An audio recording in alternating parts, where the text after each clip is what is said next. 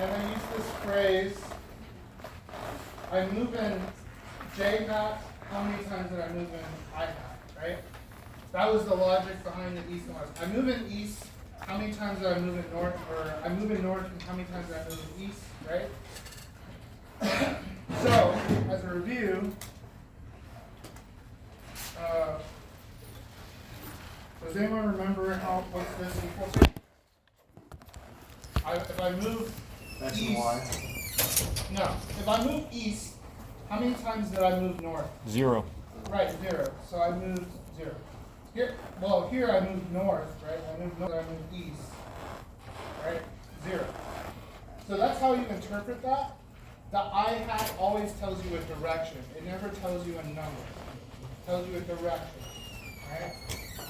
So, what if I had a number, let's say 5, and I multiply 5 by I hat? What happens? 5 I hat. Yeah, 5 I hat. This number now extends out 5 I hat. Right? So 1, 2, 3, 4, 5. Right? So 1, 2, 3, 4, 5. So not this one. Right? So there's 5 I hat in there. So if I had I hat dotted with, let's say, it's pointing this way, 5 j hat, right? So if I hat multiplied by 5 j hat, what is that equal to? 0. Right, so the scalars, so the 5 can always come out, and then you're left with this. And we know what this is, that's 0, right? So this is just 0. So dot product is always a scalar. Dot product, always a scalar.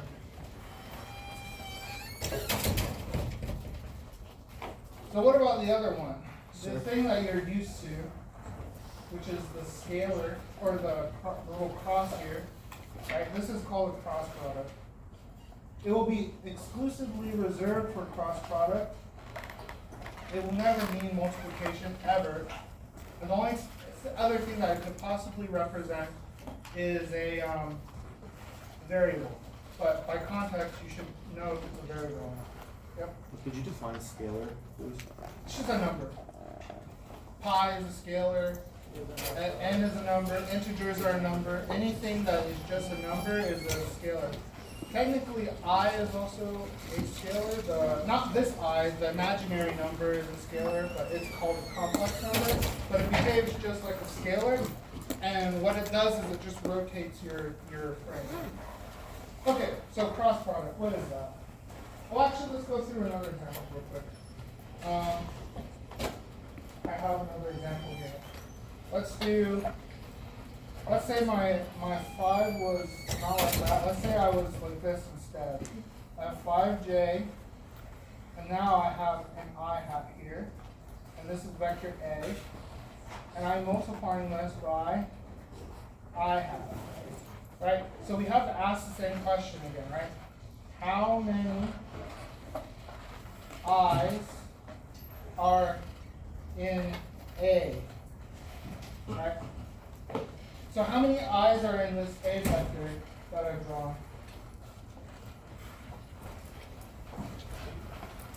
One. Yes, 1, right? Because there's only one drawn. There's a 1 here, right? So there's only one I in this A, so the answer is 1, right? And we can actually just do this like how we defined it before, which is I hat dot A. This just gives you I hat times I plus 5j, right? Multiply your I through, get I hat dot I hat plus 5 I hat dot j hat.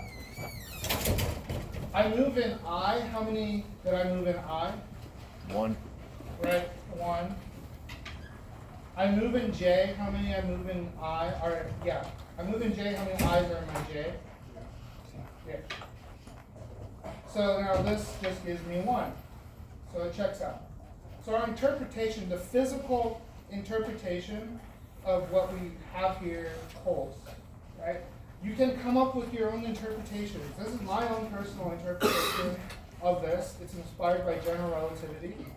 You can come up with your own interpretations as long as it's logically consistent. Okay? Alright, so that's dot product. That was last time. Now cross product. So cross product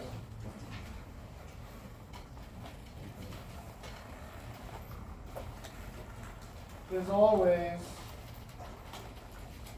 denoted by x, or the cross.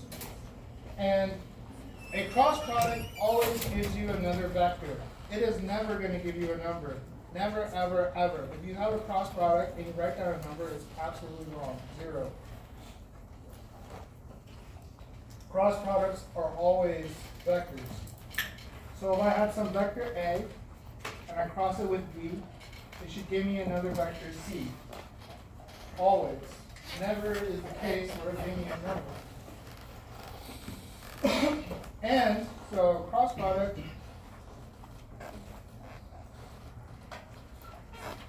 always gives a vector. Always. Never a number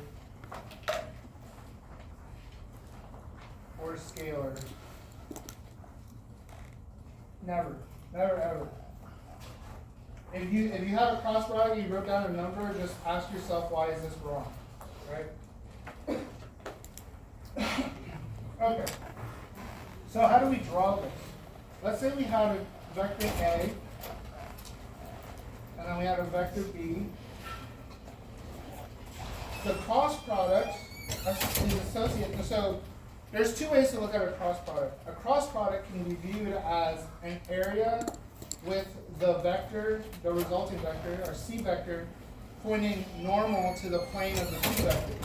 So if you imagine my vectors as the sides of this piece of paper here, the C vector will always stick out of the plane. It will always stick out of the plane. And it will either stick this way or it will stick this way. And depending on which way it sticks is dependent upon you, and it's dependent upon what rule you're going to use. You can use a right-hand rule or you can use a left-hand rule. So we'll get into that when we talk about rotations. But for now, I just wanted to define this as C pointing outward. So the little dot with the circle there, that means the vector is sticking outside of the, so the little arrowhead is pointing towards you here, right? So that's what that means. So when I cross A and B, I get a new vector C that points out. And how did I come up with the direction of C? It's called the right-hand rule. Right-hand rule. You can use the left-hand rule if you want. But you'll get opposite answers, and depending on the system, it may not be able to reflect into a right-handed system, which is something associated with molecules called chirality, which is the mirror image of the thing. Even though they're identical in chemical formula, they're mirror images, right? So the right-hand rule tells you what system you're looking at.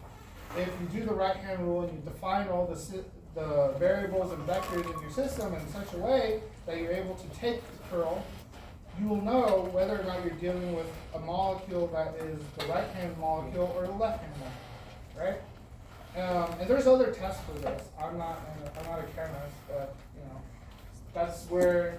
that's how general it is. You can also view right-hand rule in terms of, I'm just going to state it here, a torque. So when you turn something, you're applying a force vector, right?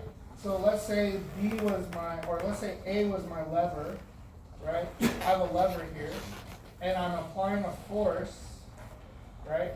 The torque would be the length of my lever, which is A, cross F, right? And it tells you what direction I'm rotating. So the right-hand rule, you put your fingers in the direction of your first vector, and you curl it towards the direction of your second vector. That's the right hand rule. The left hand rule is the exact same thing, only you'll get the opposite. I put my hand in the direction of my A vector, I curl it, I get my thumb's pointing this way. If I do it the other way, my thumb's pointing that way. Right? So those are the left hand, right hand rules. So if I did the right hand rule on A and B, and I define positive to be this rotation, so that's how you say my rotation positive is this way.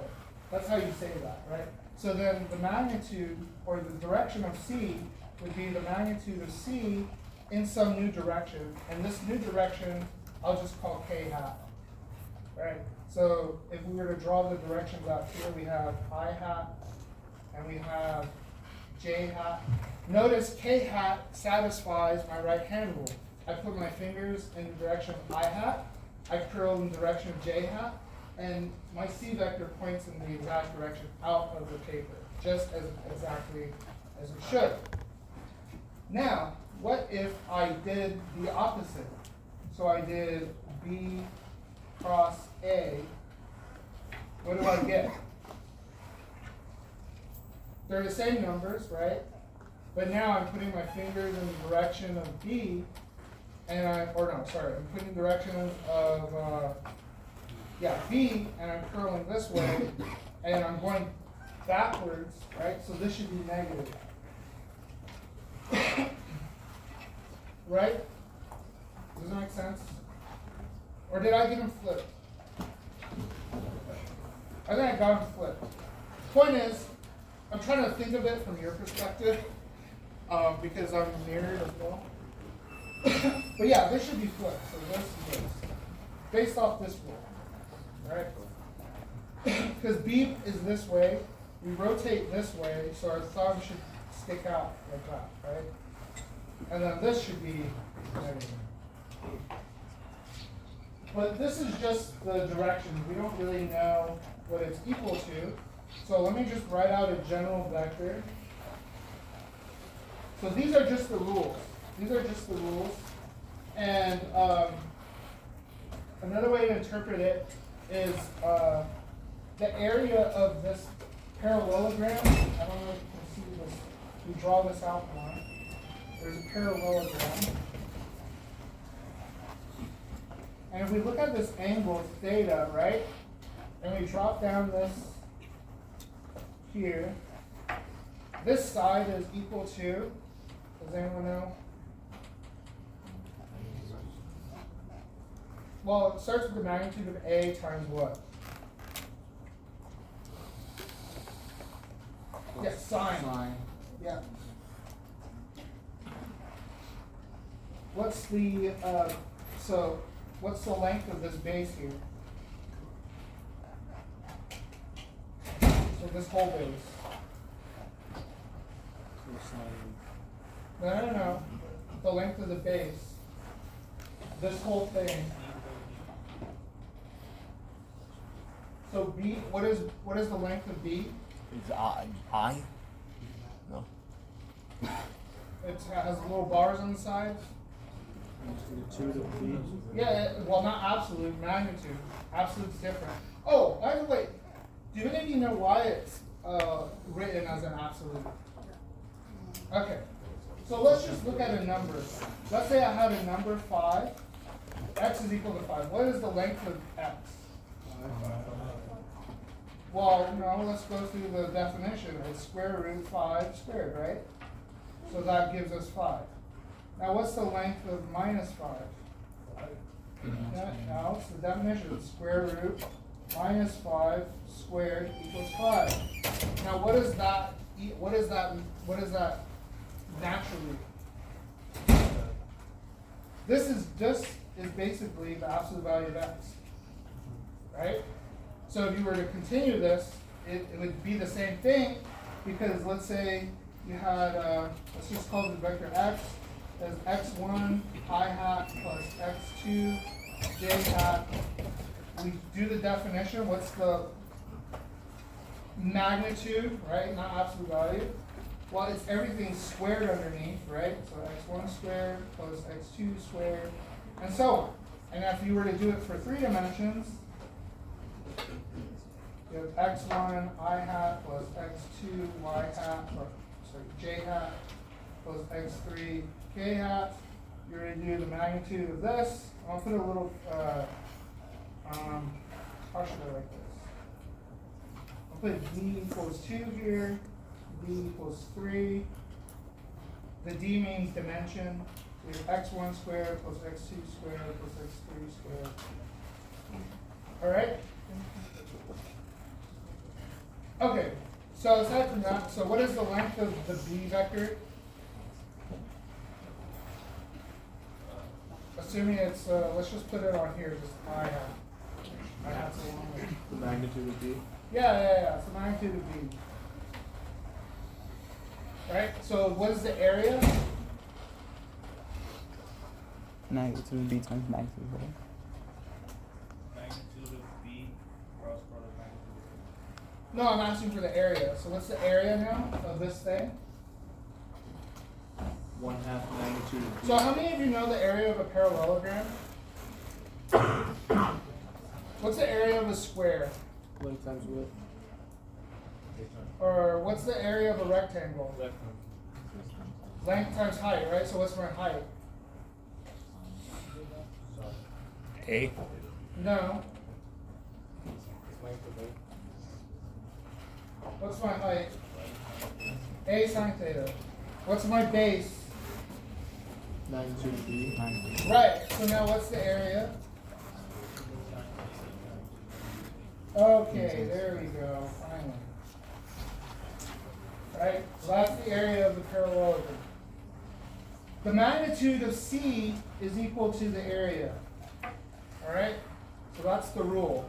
The magnitude of your resulting vector is the area spanned by the two vectors. And the direction it points is determined by your right hand rule. Alright? Does everyone get that? Those are the rules. These are rules. These aren't things you have to You're learn. gonna share the These are results in rules the that chat. you just got to memorize and apply when you get this problem, right? So there's no intellect here. All right? Okay. So let's write this out in a little bit more of a type of proof format to get an idea of the components. So let's say we had A equals, what's we got in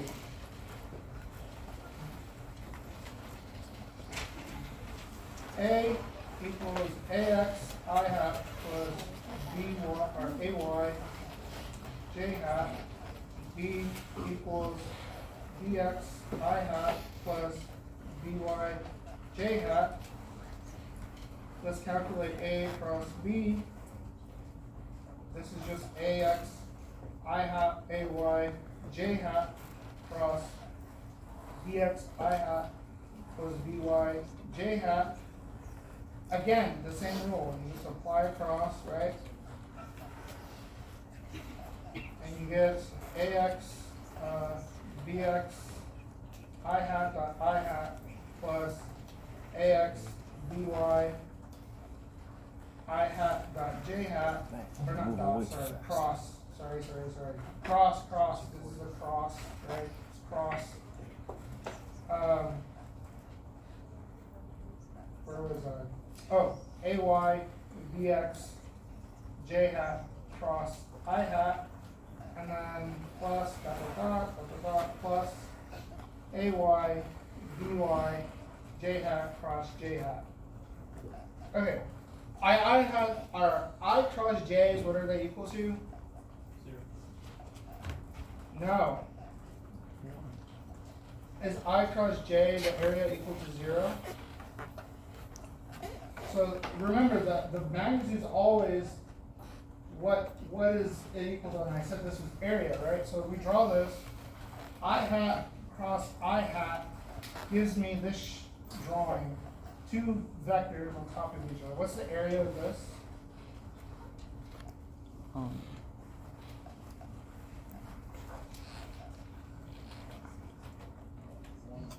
What is the area of the line? 0. Okay.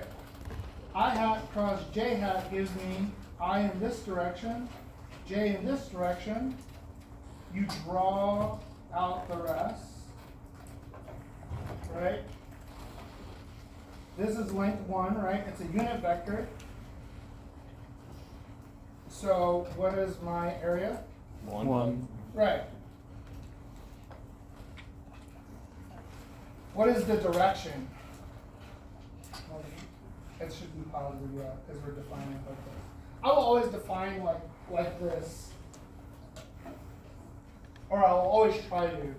Depending on the system, you can define it the other way if you want. But remember, you're doing a right hand or a left hand. You keep it the same no matter what. You don't change it. So how am I connecting that positive turn to this square? So the resulting vector is your k hat, right? And it sticks out by right hand rule. So you put your I curl, it points out, I defined this as positive. This is me. I defined this. Am I always going to apply it to the I hat? No, it's going to be general. This I hat could be anything. This is just, I'm just doing it with unit vectors so it's easy to calculate. Okay. And to show you that k hat is always orthogonal to I hat and j hat, right? Because it's sticking out of the plane. So the angle between the two I hat, j hat vectors is always 90 degrees. So could you define it as negative? What? Could you define it as negative, as the area being Yeah, negative? yeah, yeah. That's what we're going to do next. Great. So now the other product, right, is j hat cross I hat. So now we have j hat. It's this exact same. But now, what is the area? Negative 1. Negative 1. It should be negative 1. Because it's right. Why is it negative? Well, the vectors are switched, right? And so now you're curling the other way. So you're going the opposite direction of this. So the area, you go negative 1. The area is not actually negative, right? Where did this direction come from? It came from K. There should be a K here in both of these. Remember what I said? It is always, always, always a vector. The cross product is always a vector. So really, the resulting is positive K, and this is negative K. So right? is that? So I hat cross J hat is equal to K. J hat cross I hat equals negative K hat, right? Okay. It's always a vector. It's never a number, right? So Okay. it's based on what comes first, whether it's I or J. That's going to determine whether it's going to be negative Right, or it's positive. always the first vector. Like I Okay. said, the first vector. You put your fingers in the direction of your first vector, then you rotate your fingers towards the second vector, and wherever your thumb's pointing is the direction of that vector. The sign of the vector is determined by you. Do I want this to be positive or negative? It's up to you. Alright?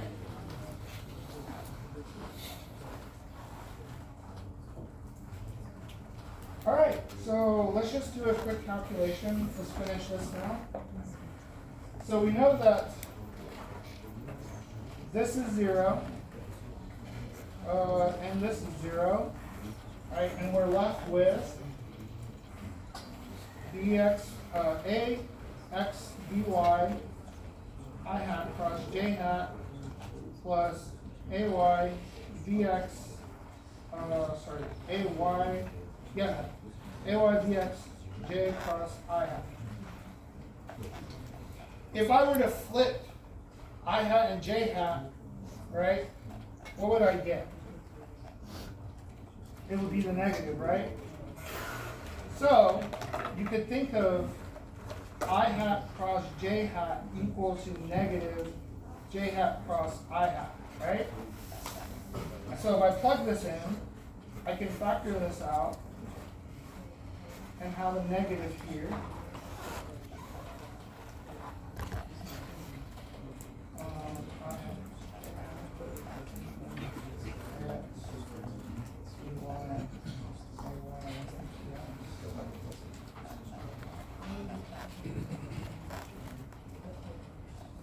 Alright, so that's a two-dimensional cross product. Doing a three-dimensional is an exercise that is shown in your book. I highly recommend you guys look at it. I'm not going to repeat what the book says. but I will show you an easier way to compute it. So pay attention. So I have a 3 vector, which is A, let's call this AX I hat plus AY J hat plus AZ K hat. And this B vector is equal to BX I hat plus BY J hat plus BZ K hat. And then let's take this cross product, but instead I'm going to teach you a different way of doing this cross product. I'm not going to do it by multiplying everything out. I'm going to put it inside what they call a matrix. How many of you taken matrix algebra or matrix linear algebra, anything with matrices? Ooh, very little. Okay, so this is a matrix.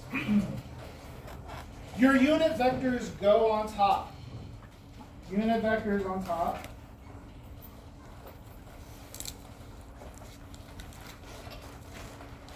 So we have I hat, J hat, K hat. Then your first vector is second. First vector. Then your second vector.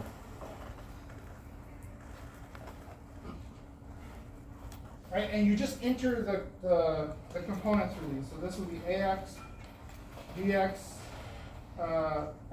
AX, AY, AZ, BX, BY, BZ. Okay? And then we're going to do a little trick here. What we're going to do, I don't know if I have a paper, is we're going to highlight this component, we're going to ignore these, and then we're going to cross multiply these. So our first term, we take the highlighted term I hat, then we cross multiply this, so I have AY times BZ, and then what I'm going to do is put a minus, then I have AZ times BY, or you could just do BY times AZ. It's actually easier to write it like this, because then you just split the orientation of the, notice the Y and Z stay in the same place. It has no X term, right? This is our X term.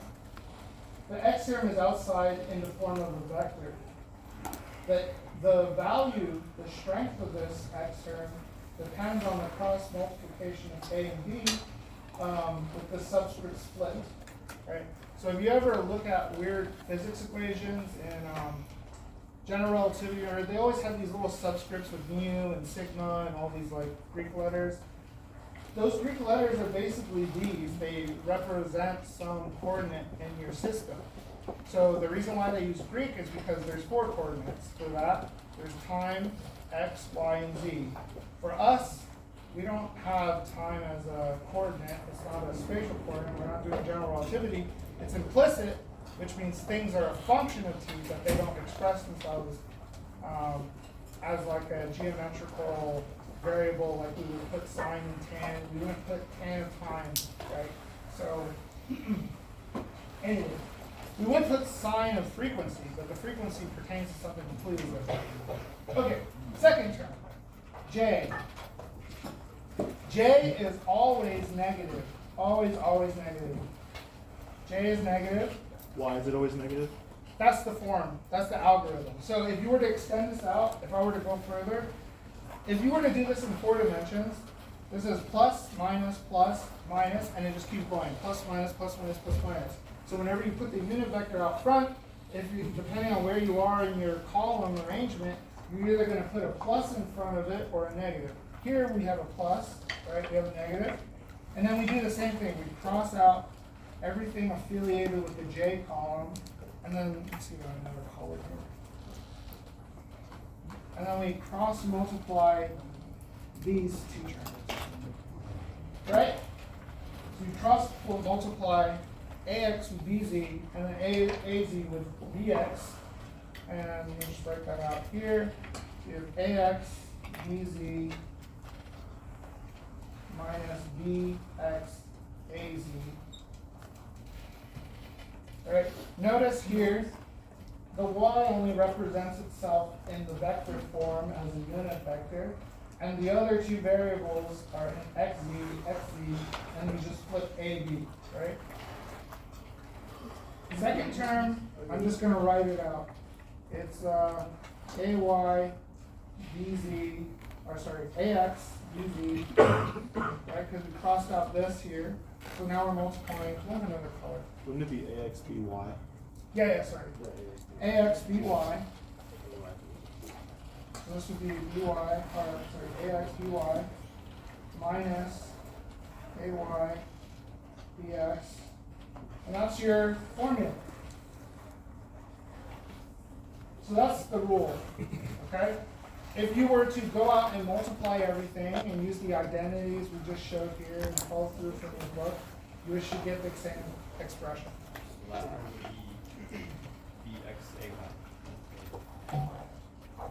Oh yeah, sorry. B. Remember, the subscripts stay the same, the big letters get flipped, right? Okay. Question. So, yep. On that last, I don't understand the last part. So multiply by k, it's ax and by. It's going to be the top two. AX, B. So I would say, And then minus. if you're confused about what I'm writing, I would say go back and look at what the definition is, right? So we have an AX here and we have a BY here. We have an AY here and a BX here. So you guys are going to have to think for yourself, right? And say, okay, if I'm looking at this K term, then obviously this is going to be AX times BY. This is going to be AY times BX. So the last two numbers that you wrote there are which one? A, okay. Y and BX. Okay. So, sir, like, why are we doing this? What is this giving us? Oh, we're not going to use cross product anytime soon. I'm teaching you this for your quiz. And your book has problems on it, right? So you're going to need to know this, how to calculate this for your quiz. And you're going to need to, Is the quiz? But what's the point? Like, what am I using this for? Like, when I'm getting asked the cross product, what would a question be that I would need to use this for? So torque, like I said, rotations. Anything that rotates will be a cross product. If you ever have, so there's another form of this, I can't get into it right now, but it's called a curl. And it's basically the gradient curl. It's a vector. It's basically this. What does this look like? Right? So if you were to go further with calculus, vector calc, a curl tells you how something rotates. And this little thing here is just your partial derivatives. We can actually do this right away, but you're going to see it in a different form. Right? So when you curl this with a vector, it tells you how much your vector rotates. Right? So before I was just talking about torques, right?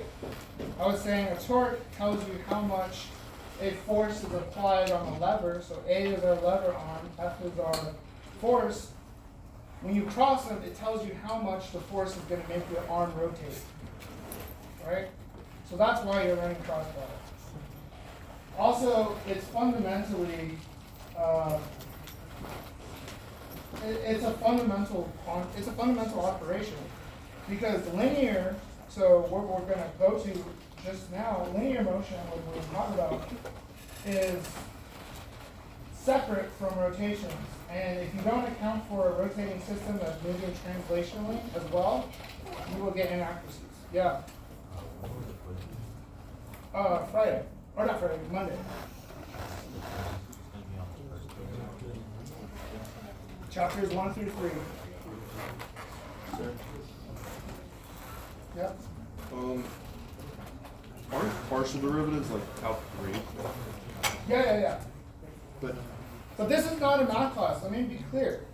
I will give you integrals, answer to integrals that are far beyond your capabilities of ever solving. Okay? And I will just give you the answer. That's because this is not a math class. Right? And you will not need to know this.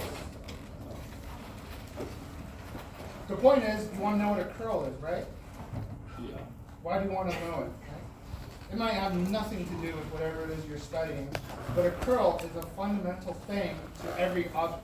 Like, how would I describe that rolling? It's moving towards you. Right, but what about its rotation? I'm rotating. Right, and how do you describe that magnitude? You would use the curl, right? You would use this curl to figure out how much it rotates, right? Okay. Linear motion. After we do the matrix, is there anything else you have to do in the matrix? Or we just do that? Oh, good question. Thank you. I forgot about that. There's a relationship here that I didn't show you. Okay, so as we have this,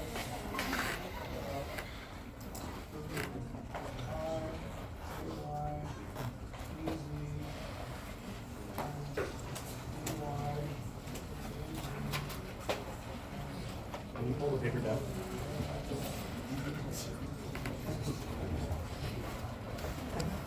Professor, we can't see. yeah, I'm writing down the same stuff.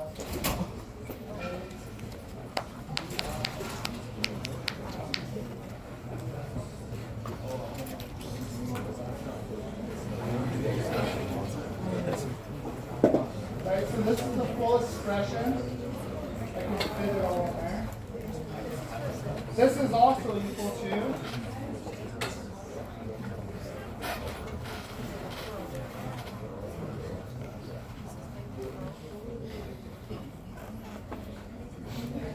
these two are equal, right? So these two expressions are equal. So what is n hat here? Okay. Well, it's the thing normal to the two vectors, right? So if I have some two random vectors pointing in some space, my n is pointing outward this way, either this way or this way, right? N is your k, yeah. That, for unit vectors, the I and j just make a k, right? But in general, you'll have some arbitrary vector pointing out in space. Now, the next question is, how do we make n? So let's say we were to factor out all these variables and whatnot, and we were to get some vector c, right? So c is equal to some cx I hat plus cy j hat plus cz k hat, right? And I want to say, I want to know a vector normal to my plane of two vectors. I want a unit vector, but I don't have I and j in here. Where do I get my unit vector from, right? So we can convert c, which points orthogonal to these two vectors, right? We can convert it into a unit vector. How do we do that? We just divide by the magnitude. So c unit vector is equal to vector c divided by the magnitude. Right? That's it. So if we were to do this, write it out all the way, it would be cx squared plus cy squared plus cz squared times your vector c, right? So this. Okay? This is the CZ not squared. Which c? CZ. Under the Oh yeah, sorry. Oh, did I answer the question? What was the question again? It's the point of the thing, like, what do you do with the numbers from the matrix? Like, what's the point? What do I do with the numbers? Like, after you get the matrix, like, I hat, a, y, b, z, minus, like, all that, right? Like, what do you do with those numbers? Compute them. So for what? Finding torque, finding whatever the problem is asking, right? You just compute it. You plug in the numbers. Okay, we'll do an example.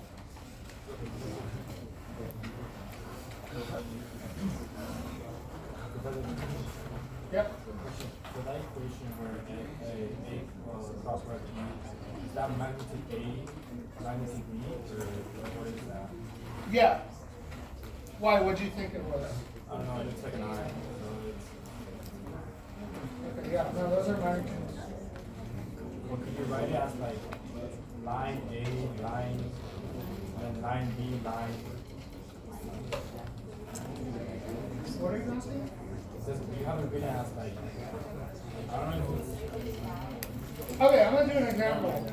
I have A equal to 5I plus 1J, B equal to I minus J. I want to take A cross B. How do I do it, right? I have I hat, J hat, right? I have 5, 1, 1 minus 5, right? Here it's a little different. This one we've already defined as 5 times minus 1 minus 1 times 1, right? This is for the 2D that we derived. This is this is K now, right? And you just compute it. You just plug it in, minus 5 minus 1 goes minus 6K. There you go. That's all it is. And if this were an arm, right? Like if this was some radial arm and this was some force, this would just have some units of Newton meters. So that's how much torque, and you're rotating this. Based on this, you're rotating, if we define positive this way, you're rotating that way.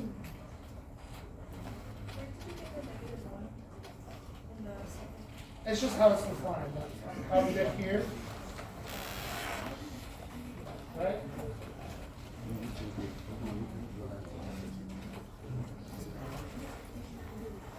Okay, so linear motion. Linear motion kind of takes the shape of the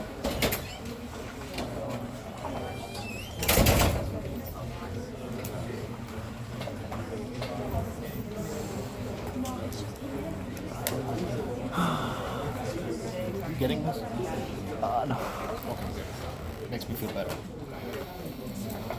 So let's say we have. As of now, I only know it's used for torque. As of now, I only know this is going to be used for torque. Yeah.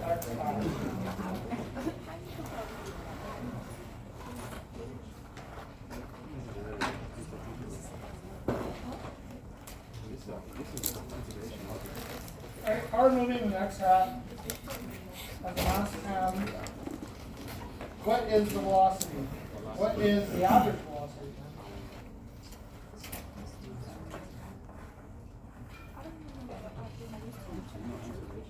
After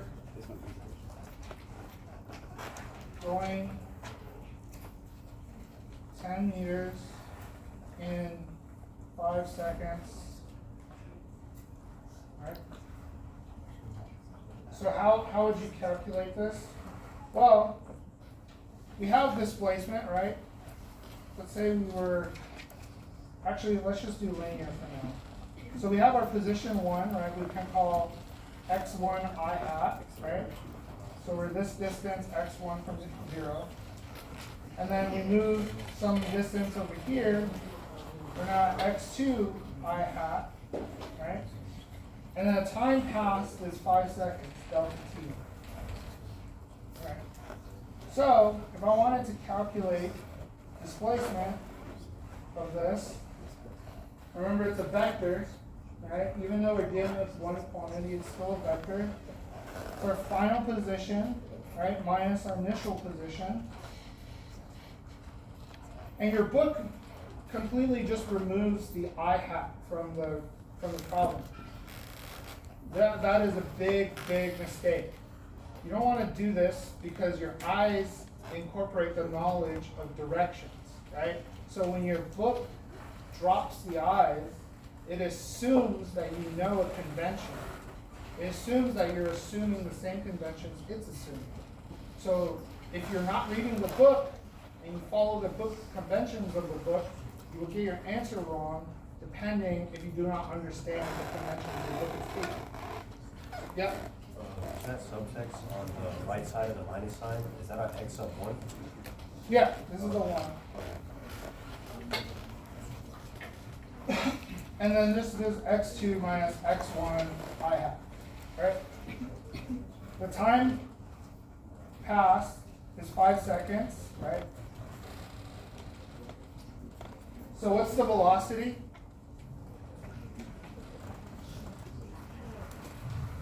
$10 meters per 2 meters per second. Yeah. Yeah, so this here is 10, right, like we said.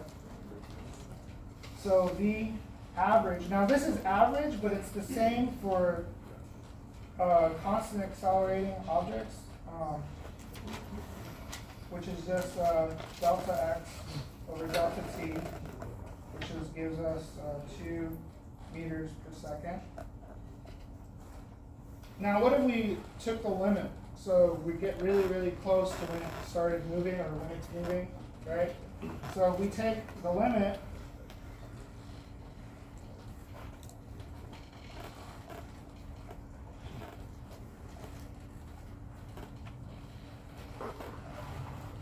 how many of you know limits? You should know limits. It's the first thing that you learn in Calc 1. If you don't know it, you should consider taking Calc first. Because I'm not going to go through the definition of a derivative. I'm just going to assume you understand it. And that is, as the limit as delta t goes to 0, right, x acts like a function of t. In fact, you could think of x2 as x at t2, right? x2 is kind of just like shorthand. X at time t2, x at time t1, right?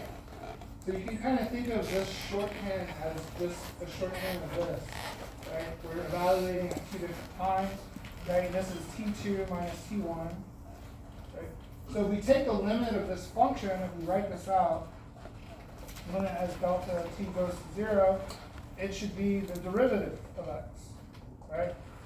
So if you take your average and you go really, really close to your initial point, it becomes the instantaneous velocity. So this is called instantaneous.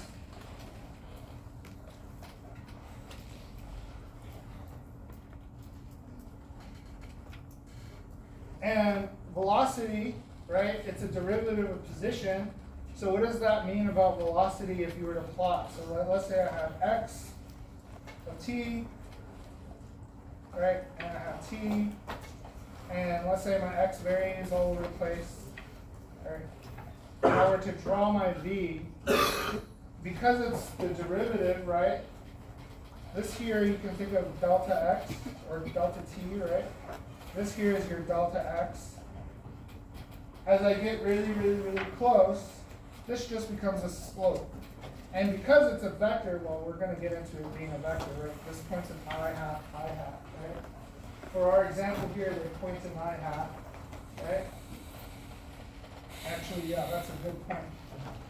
These are all vectors, right? Velocity is a vector. Who knows the difference between velocity and speed?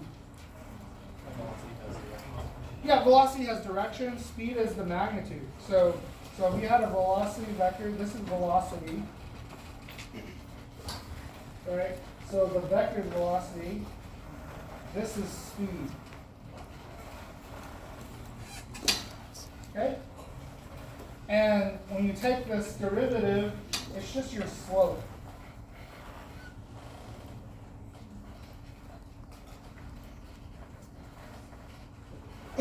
So if time had a direction here, t hat, right? This was x hat. Your velocity would kind of point in this plane. But time doesn't have a direction. So you're really just looking at the slope and then you're applying the vectors so that they all point up like this. Right? Okay. What does that have to do with the next part, which is acceleration? Acceleration is basically your change in velocity. So if you were traveling at a constant speed and you started increasing your speed, that distance traveled could be more within the same time span, right? So we have to account for that. Did someone have an answer? Okay. So we need to account for that, right? So if we have dx dt equals v, what do you think A is equal to? Yeah, it's dv dt.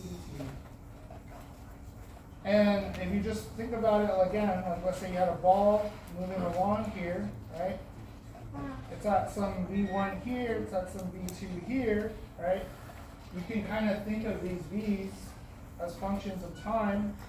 And so your average velocity, your average acceleration would just be your velocity vector minus your first velocity vector divided by the time between them. Right? So this is the time taken. Right? So that's your average.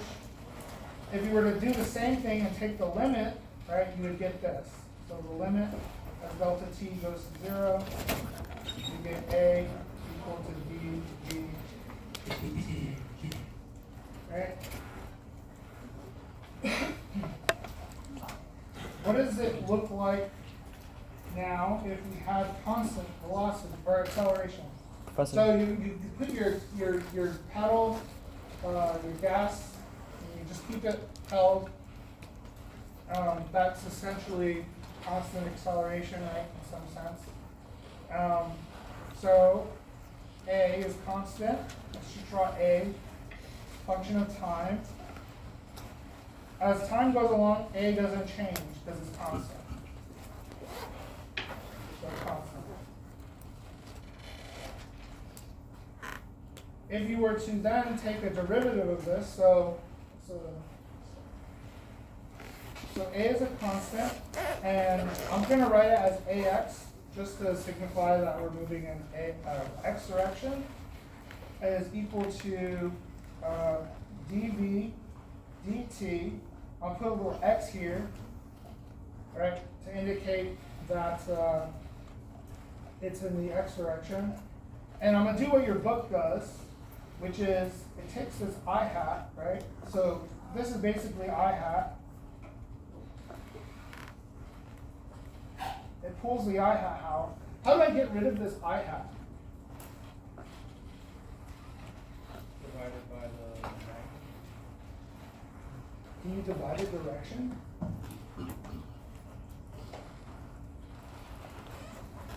So how do I get I to equal 1? What do I multiply I by so that it's equal to 1? By j? No. By j? What is I dot I? 0. No, I dot I. Not One. I cross I squared. 1. 1. It's 1, right? I take a step in I, how many do I move in I? Right? For the cross product, it's what's the area and what's the direction, right? So I dot both sides by I. I can do this because it's the same thing on both sides of the equation, and we get I or AX equals BBX.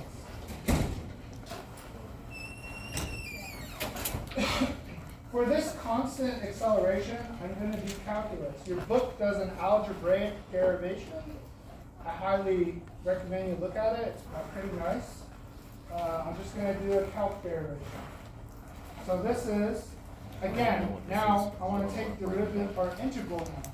dt equals dvx dt. So what's the integral of a full-time derivative with respect to the if I do this, what is this? Velocity, vx. It's not just velocity, it has to be evaluated, remember? Right? So this is really dx evaluated from time 1 to time 2. And a lot of times what they'll write this as is vx plus v naught x. And they absorb the negative into this thing here, right? They just say this is some constant. Basically, the plus c that you do for an indefinite integral, that's what this v naught x is. It's just your c in that indefinite integral definition like we left in top 1, right? For this side, since ax does not depend on time, you can factor it out. That's the rule. That's the rule for stuff like this. If something does not depend on the integral that you're doing the integral over, for example, ax, if it depended on x, and I was taking the integral with respect to x, I could not take it out. But because ax is constant, it's just a number, it's a scalar. I can take it out and it should evaluate just the same. And this is often written as t2 minus t1, I guess, for this one here. So the vx plus vx naught. If we take t1 to be 0, right, as like we're starting at time 0, we're just looking at it from there. This, and we take t2 to just be t as the time that we look at the thing down the line. This just becomes vx equals, actually, I should put a negative here. I'm going to put a negative here because this makes it easier. I'm not absorbing it. Because when I move this over, I want it to be positive. And I move it over here. Because I'm moving in the positive direction, right? So we have v naught x plus axt. Right? Wait. So let's do this again. Let's take another derivative. Wait. What is vx? Professor, Oh, sorry. can you- Let me try to align it. wait, what happens to t2 minus t1? Oh, so this I'm setting t1 equal to 0 and t2 equal to t. And then I'm solving for dx. Yeah? Yeah. Yeah, so these are all kinematic equations. This is Okay, so now we have dx dt, right? Equals v naught x plus axt. And I want to take the integral again. So I do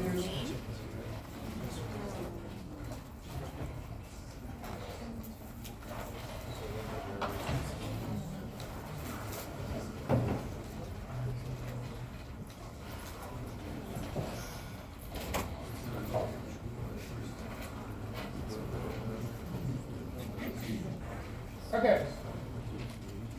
So first thing to ask is v naught x constant?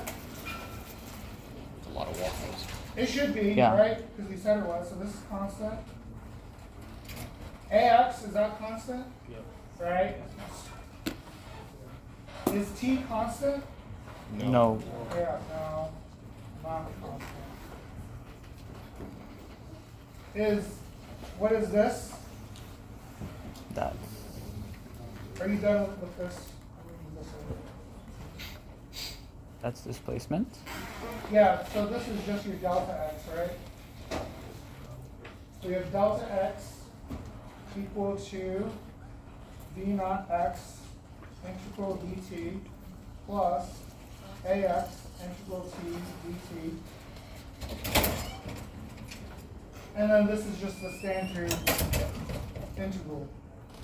T plus ax t squared over t. Right? And this is x minus x naught for your displacement. And you get x of t, x naught plus v naught x t plus ax t squared over t.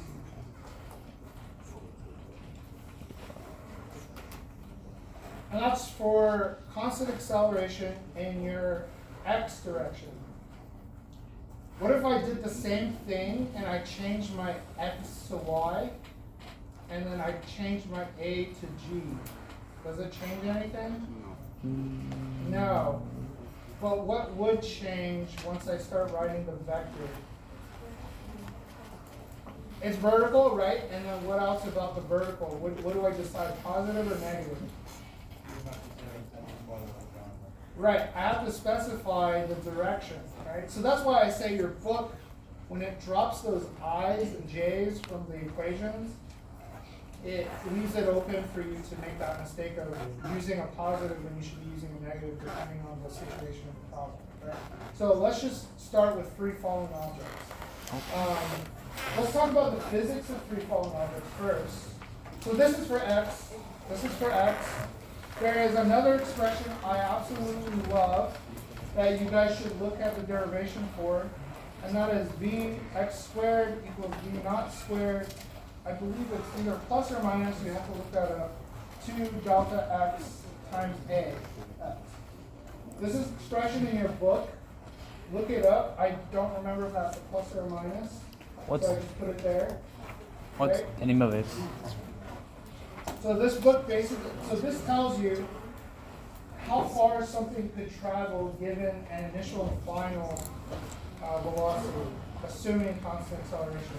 So let's say you don't know the acceleration. Let's say you're around a planet. You don't know the mass of the planet, and you're falling towards the planet.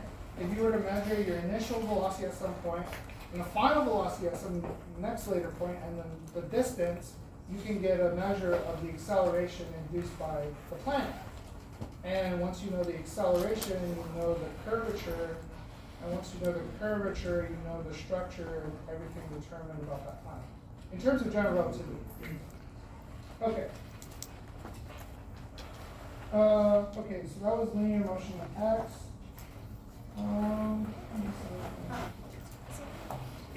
Oh, another expression. Your book doesn't really derive this because it's kind of straightforward. But if you remember, for constant velocity, we have a linear equation for the velocity, right? So this is velocity v, right? T. If I were to measure a velocity at t1 here, v1, and I measure another velocity here, t2, v2, what is my average velocity?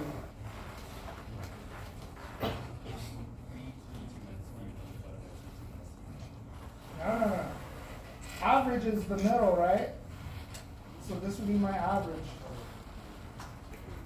So what's my average velocity? Ignore the time. In fact, ignore the time. Just look here. What's my average?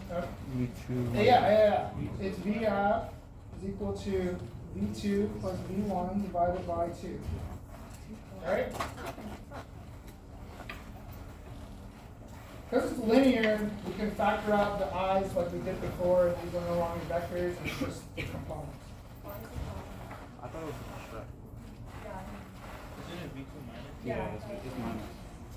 No. It's positive. It shouldn't be. Because if you were to subtract, right, so let's say we have this distance, right? And then we subtract V1, where are we now pointing? Yeah, like We're pointing down here somewhere. And then if we divide by 2, we're now down here. So you have to add them. Okay. That's why I brought it up. This is the average, right? It's the average. It's not. Okay. I would read your book, look at your book when it pulls that up, and then look at this derivation.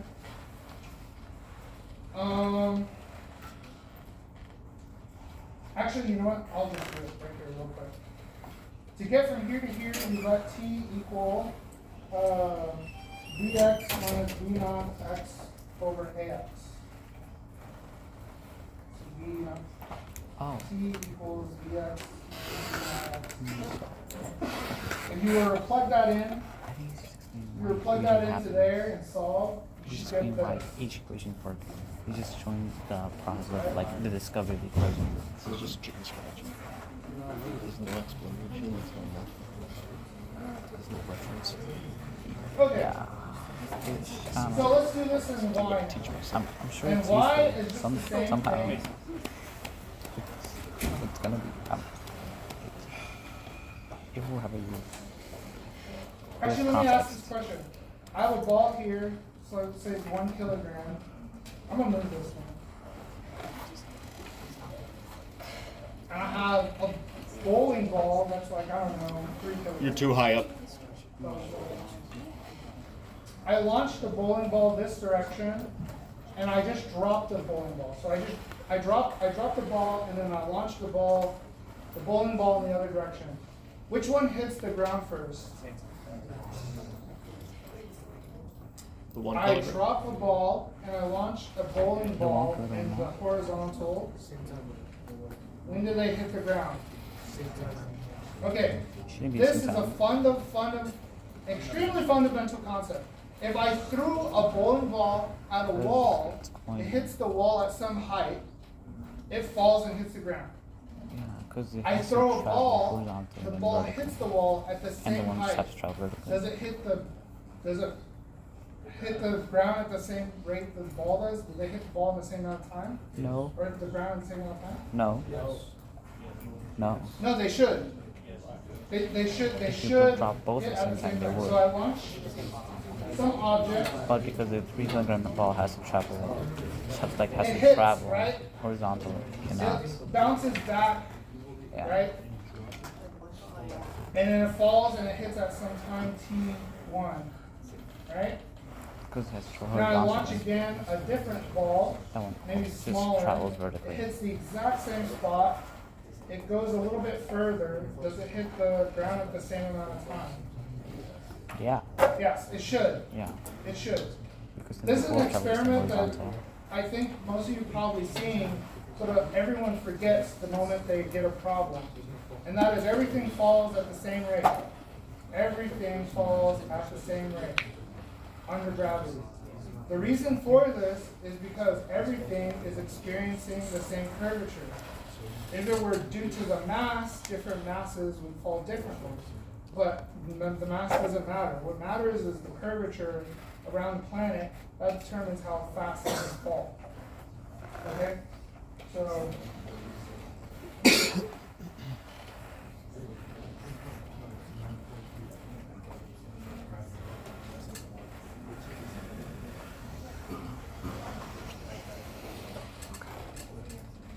I feel like watching this guy is going to confuse me more than I was teaching myself. I am going to specify Like, my direction down as negative. at So some this point, is this negative curvature J. will make sense. This is positive J. Hopefully. Right? So, if my AY is pointing down, then my AY should be equal to some magnitude of AY times negative J hat. Right? So that's my vector. Okay. AY times magnitude AY minus J hat. For gravity,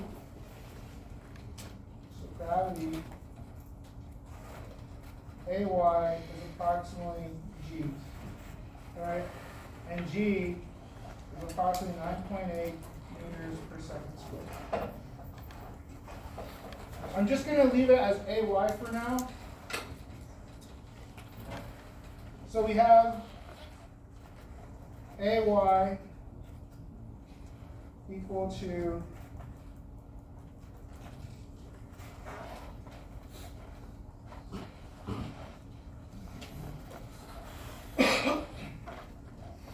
okay.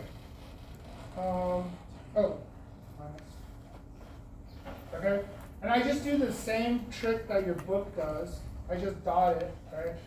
So I have AY minus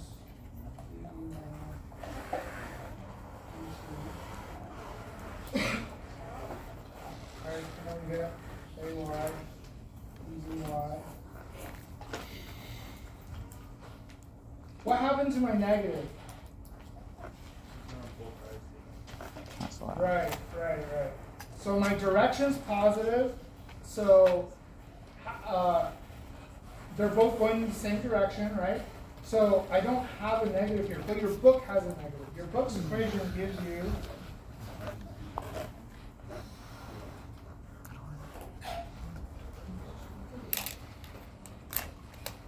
that's what your book gives you. Where does your book give this negative?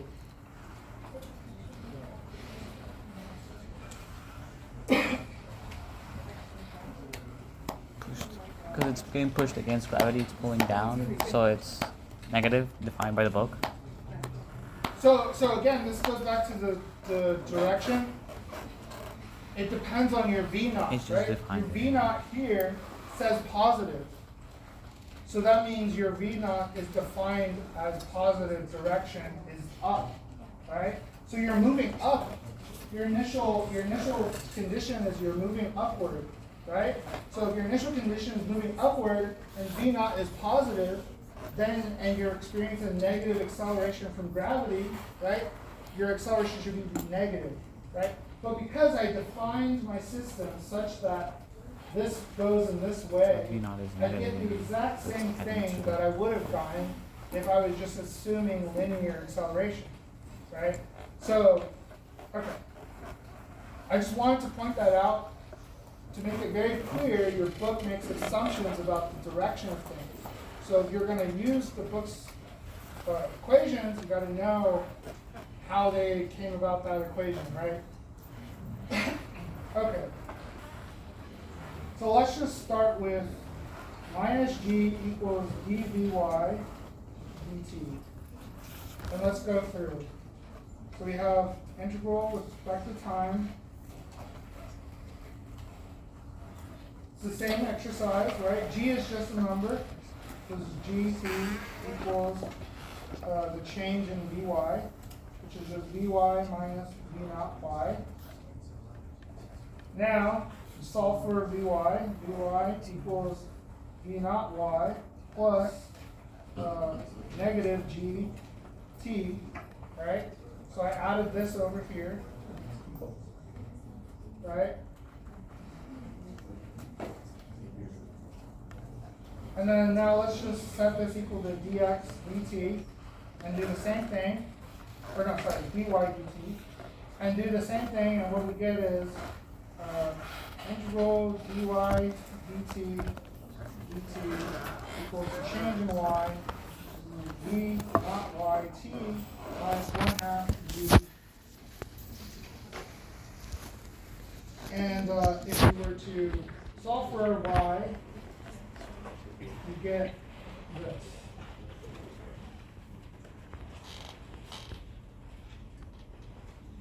Okay. Same answer as your book. All right. Is that cool, everybody?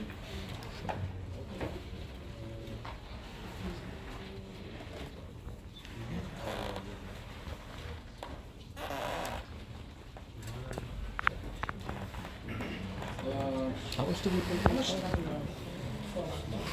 It's been an hour. Paid like $800 for this?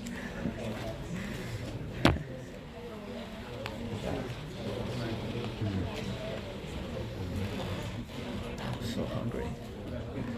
Actually, let's just do this problem here.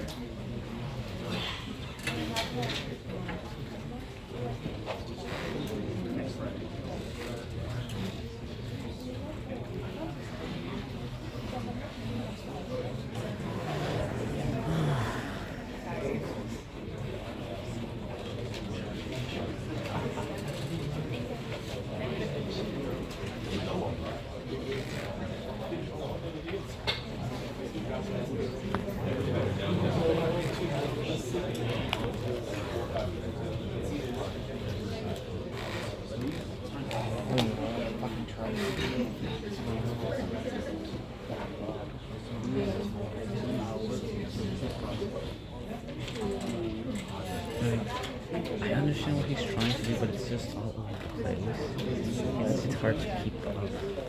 And he's just kind of just running through it, the same letters, without giving it any difference of where he's pulling the letters from. And it's hard when you don't know, like, basics.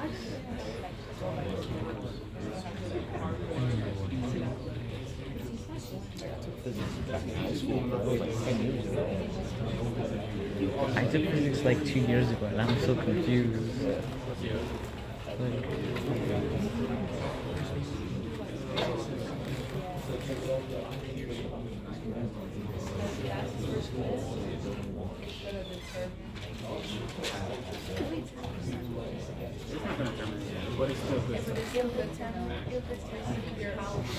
Okay, so this is the problem. A ball is launched at a wall trajectory is fine. 10 meters away. So 10 meters away, ball is launched, hits the wall at max height of the ball. So this is max height of the ball.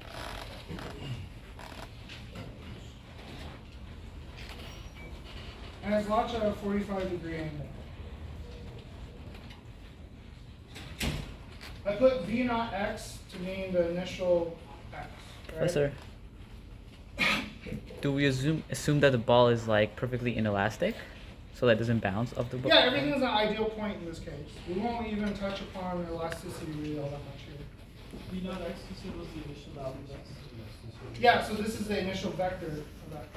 So V naught, just general means, so V naught general means Vx I hat naught plus V naught y j hat. Okay. And the question is, it hits the wall, how long does it take to hit the ground, right? So we need to know some things. One, we need to know what is the max height, right? And how do we find the max height? By having the weight of the ball? Yeah. So when it gets to max height, it stops moving, right? And it needs to move back down. So your velocity would be 0 in this case, right? Actually, I think I'm forgetting a term. Well, we'll just go through it. I'll add it in. So we have Vy equals V naught y minus gt, right? So that's the expression for the velocity, right? Negative is down, I'm moving upward, right? Okay. This is 0 at max height. Max height. Right? And that's because if we look here, my v vector is only pointing in this I hat direction, right? So your v naught is 0. There's no v naught here. 0. So you got to treat each thing separately, right? So you're moving in x, but you're also moving in y, right? So let's figure out time now. We've moved 10 meters, right? And we're at max height. So Vx equals, hold on, sorry. Vx is constant, right? There's no acceleration in x. Yeah. Anything in motion stays in motion. Newton's second law, I think, maybe, or first law. So anything in motion stays in motion, right? And that law means that if you're moving in Vx and you have no acceleration like friction or anything, you will keep moving in that direction. Right? Just like a spaceship launched in space will just keep floating onto it. Okay? So Vx is constant, and we have y x equals v naught x times t. Right? This is equal to, how far did it travel? 10 meters. Right, it traveled 10 meters. And so we have, do I want to add time or do I want to add speed? Time.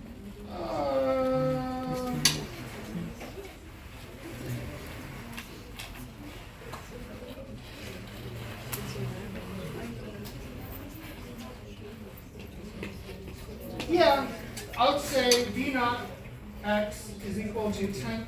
Actually, what's the average speed of a baseball throw? Does anyone know? 80. What's the conversion? Turning into baseball. Okay. That's fine. Okay, I'm just going to do 5 meters per second. So V naught x equal to 5 meters per second. So the time needed to reach the wall is what? 2 seconds. Right. So t equals 2 seconds. Okay, so now we have our time. So I'm going to mark this picture here, right? You have t naught equal to 0, right? our distance from the wall, let's just call this 0, right? So we're at x naught equals 0. And then our initial Vx speed is equal to 5 meters per second. Let's call Vy also 5 meters per second. Okay? Okay.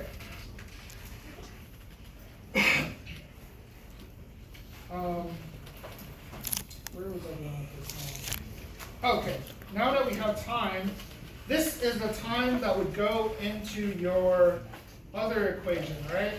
So we have another equation for the height.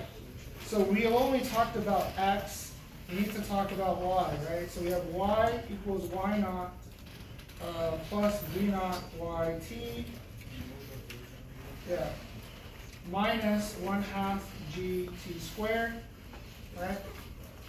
At max height, we say that we're at max height, right? So this would be h, let's call this h, is equal to y naught. Y naught was 0, right? So we're going to start at 0.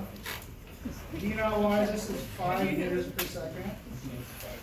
T is equal to 2 seconds minus 1/2 g, and this is t squared, so this is 4 seconds, right?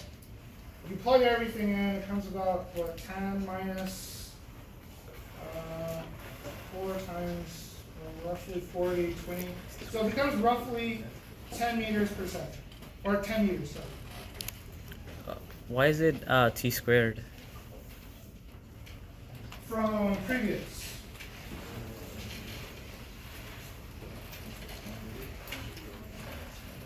Right? Remember?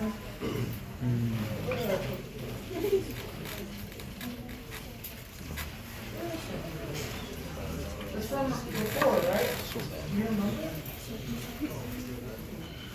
It's like he doesn't compare No, but it's like he literally doesn't compare first class. He's just making this up as he goes. So what notes is he running on? Disgusting. I want to eat lunch. I just want to go eat lunch. I think I should library and try to I don't figure remember where I put the paper, but it's from this, right?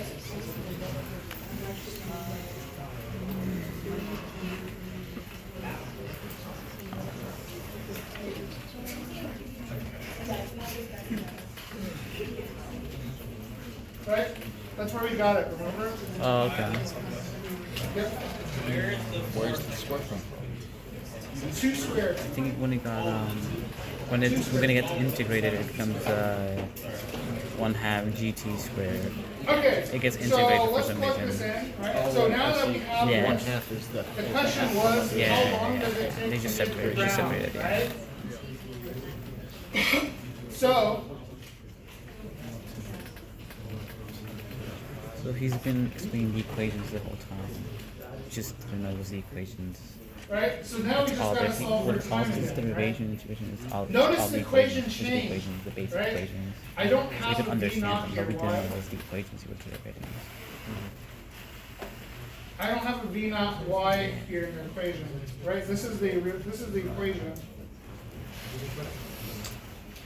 Isn't v not 0? Because it starts from the ground? It's because the trajectory was interrupted, right? So when it's flying, it hits the wall, it has to stop, right? It has to stop and bounce back. So you need to apply the equation again. You can't just use the same equation. You got to rewrite it down under a different equation. So you have equation when it's flying this way, and then you have equation when it's here, right? So this is the equation from when it's flying towards the wall, right? And then this is the equation from when it's leaving the wall, right? There's 2 equations that you need to consider. Yes? We got 10. It's a number, it's the max 9.8. height. 10 is the max height. When it hits the wall. And I have to do it again for when it falls. So this is just t squared equals -20 divided by g. Okay. Right? You're gonna multiply Also, the if we 1/2 take the on square both root of sides, this, can we? then you divide the g. And so you get the time for that one too. And I'm guessing you add both to It those. gives you, so what's the square So root you of have the time -1? for it to go to the wall and then for it to fall down It's an again. imaginary number, right? So this is an artifact of the fact that we are